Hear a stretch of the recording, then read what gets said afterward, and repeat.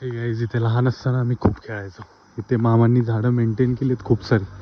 मामा या आंब्याला आता आंबे येत नाहीत ना एवढे. मोहर नारळाचं झाड भरपूर मोठं झाले. ह्याला आलेच बऱ्यापैकी. मोहर बहुतेक गारपीट पण झाली नाही असं म्हणावं असं. तरी पण ह्याला बरेच जरा आंबे. तोतापुरी.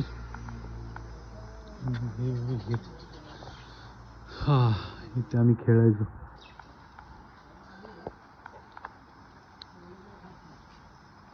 हा एवढे काय खास नाही पण बरेच.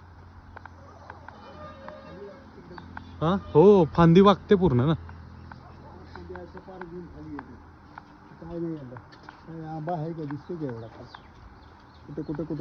कीड पण जरा जास्त लागली. मला वाटतं तुम्ही आता एक कटिंग करा.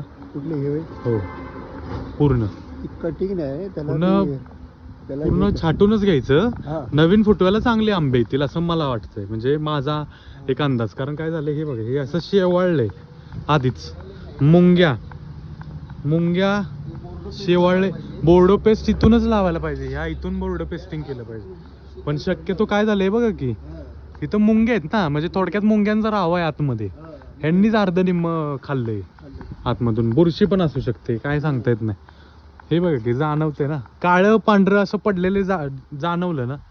हे बघा की इथं काळं पांढरं चट्टे. हे शेवाळ आहे पण इथं बघा पांढरे पांढरे चट्टे आहेत, काळे चट्टे. म्हणजे थोडक्यात ते कीड लागली हातून किंवा वरती काहीतरी इन्फेक्शन झालंय एवढं होऊ शकतं.